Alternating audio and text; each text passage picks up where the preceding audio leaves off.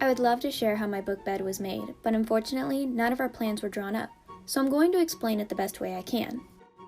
My dad was able to construct the book bed after seeing a picture of it on Pinterest. I'm going to explain the 5 different parts, as well as the measurements. Keep in mind, this is to fit my full-size bed.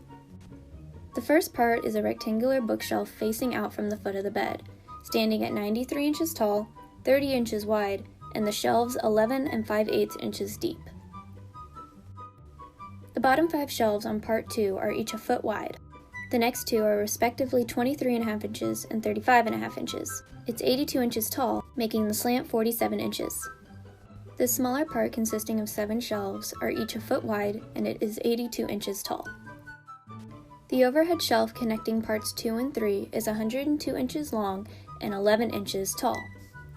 The last part as my headboard is 93 inches tall, 31 inches wide.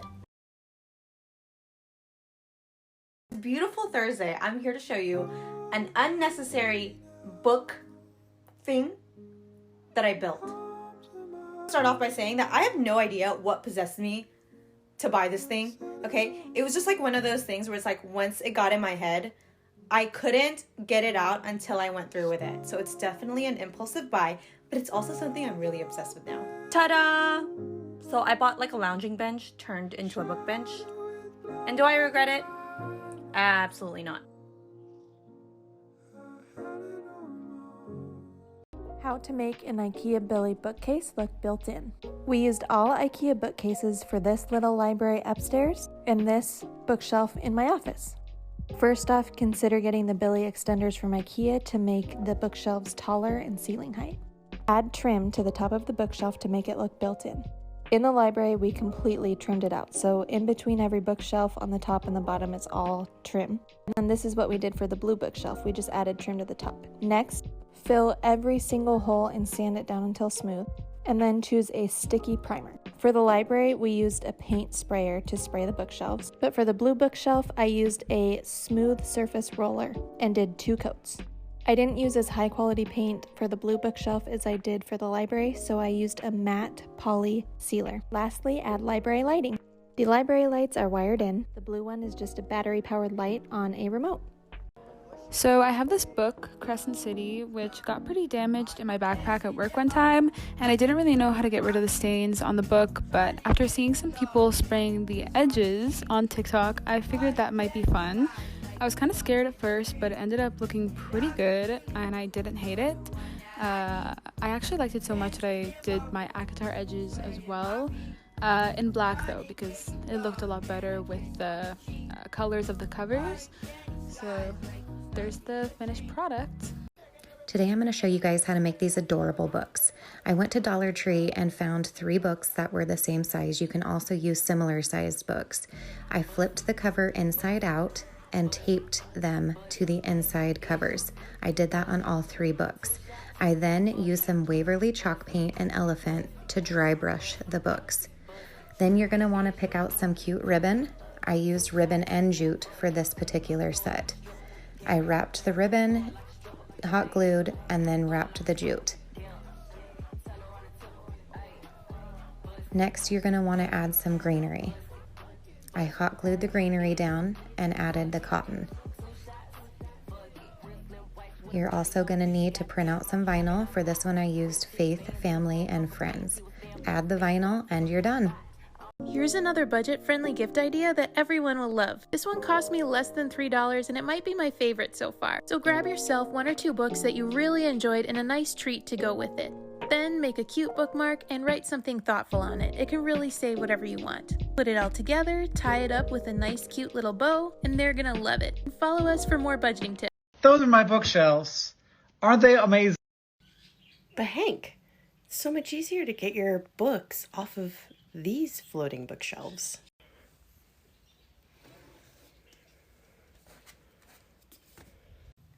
It's okay.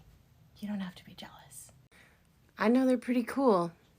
Yours are super cool too. These are just so little effort. Just like me. Maybe you'll see them on TikTok and have to make your own. You totally should. They're awesome. I can totally show you how to make them. Hit it, hit it, hit it, hit it, get it, get it, get it, get it. Ow, ow, ow, show them, girl, yeah. Hi, thank you for asking this question in my Q&A. I get this question a lot and I always respond back in the comments and I say these are invisible bookshelves, and I think people think I'm being sarcastic, but that's actually what they're called. And most people get them on Amazon, I'm pretty sure. I'm not a DIY queen, but I made mine, so I'll give you a tutorial on that right now. This is what the shelves look like when they're naked. These are 5-inch braces, and I measured it out with the pencil so they're even, and then you just screw them in. They should have these holes to screw them in. Then you get a book to be your base. Then you attach 2 pieces of Velcro to the bottom side, connecting pieces of Velcro on the back side inner part of the book. Using a book I don't care about. You have your book open like this and the Velcro on the bottom, and you place your book on top with the cover hanging down. And then you just connect the Velcro. And then you just keep stacking books to cover this part. This is the final product. It should look like it's floating. Final product, side view. Hope this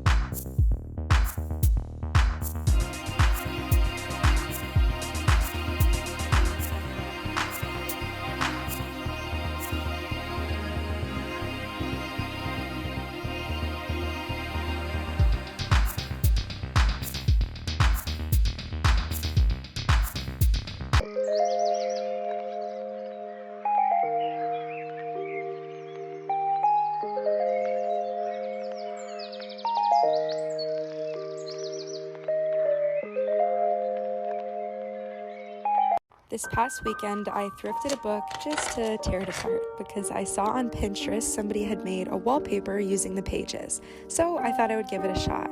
It took a little longer than expected, so I'll be posting the finished result tomorrow. Hey there, Book Talk. So I've had a couple people ask me how to make these floating bookshelves.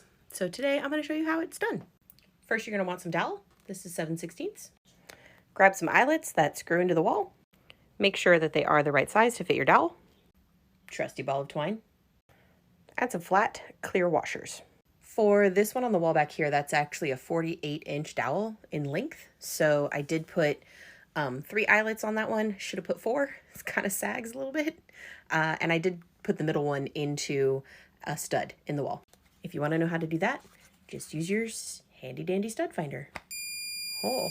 Once you have your eyelets in the wall and the dowel through them, you're just gonna loop your twine around, tie a knot at the top. Feed the washer through the bottom of that twine, tie another knot to keep it secure right there. Lay your book over the twine, pull it down, and then set it against the wall. Ta-da! So let's talk about the ladder bookshelf. Looks like it's floating. Super cool, super easy to make. The older, the uglier the ladder, the cooler it's going to be. It'll work with a new one. It really helps if you cut it and make a 90 like that around in a corner. Really helps it with the strength. It can work on a flat wall. You just have to do it a little bit different than I done it, and I'll explain. So I just made these real simple brackets. They are made out of 1/4-inch steel, so they're fairly strong, and I did make sure I got the screw in a stud. But when you're standing at an average height, you can't see the brackets. So if you put it on a flat wall, you'll have to put one top and bottom. Where if you do the 90 like this, you only have to put them on the top. I've got 3 on this one. And then you can see it's holding quite a few books. It'll hold quite a bit of weight that way. So